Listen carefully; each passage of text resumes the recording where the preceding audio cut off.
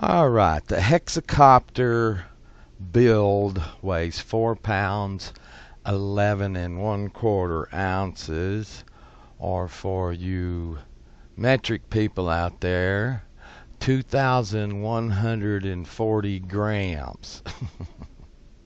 When I fly with one battery, the platform weighs 5 pounds 13 1/4 ounces, or 2,650 grams.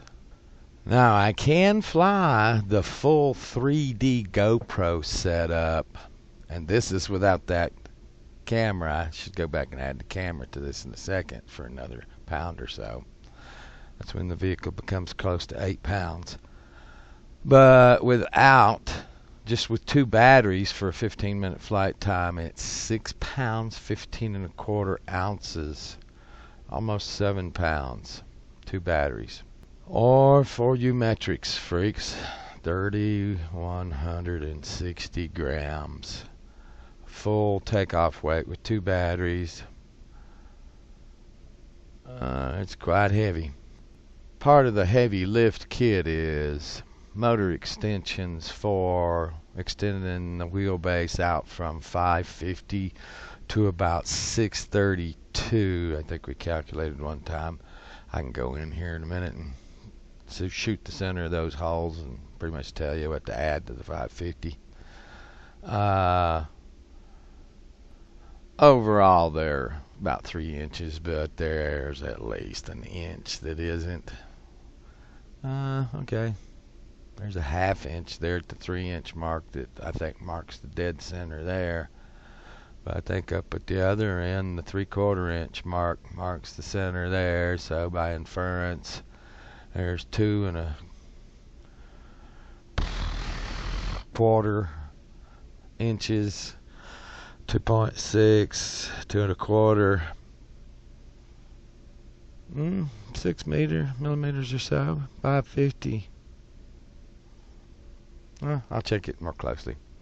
Just seemed like the thing to do when I put it together was to put the motor wires inboard down through the motor extension and the nylon or whatever the arm is made out of, hoping that maybe be less chafing in there. Surely along the side there would have been. And white shrink wrap covers the barrel connectors that connect the black ESC that's just barely visible in the picture.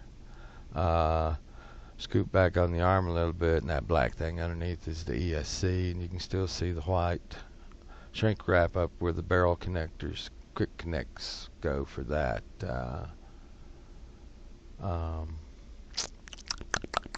ESC and motor connection. Tried to put the heat sinks down best way I could figure to mount them. The short leads on them just go an inch inside and mount down to that bottom plate. It's got sorter pads on it, so what the hell, my design.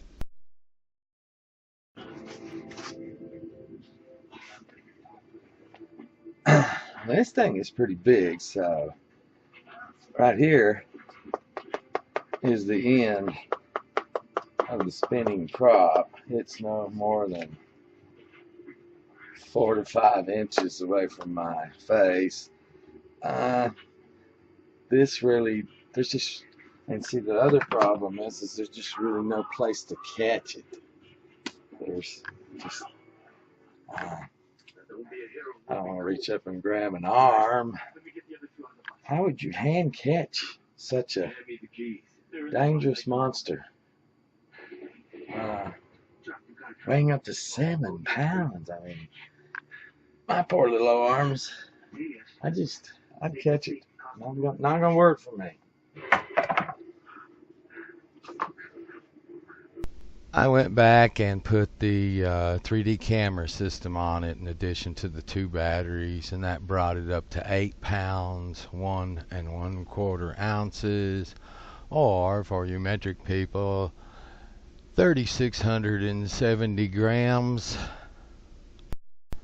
The batteries go on the bottom, whether it be a single or a double, or let's add in the 3D camera system in addition.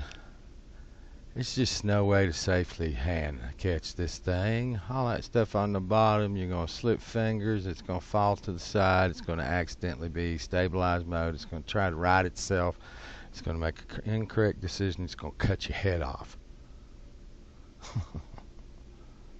Call me what you want, but I am not going to try to hand catch that mother. No way. No way under the sun. So, anybody that wants to, maybe you're 7'10" or 9'4", got arms 6 foot long, still warn you.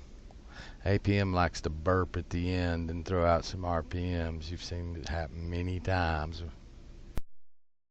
I went back and checked out the extensions. They're 42.51 millimeters longer than the original setup, bringing the true size of the hexacopter up to 592.51 millimeters. We'll call it 592 millimeters, 593. It's close to a 600 millimeter class.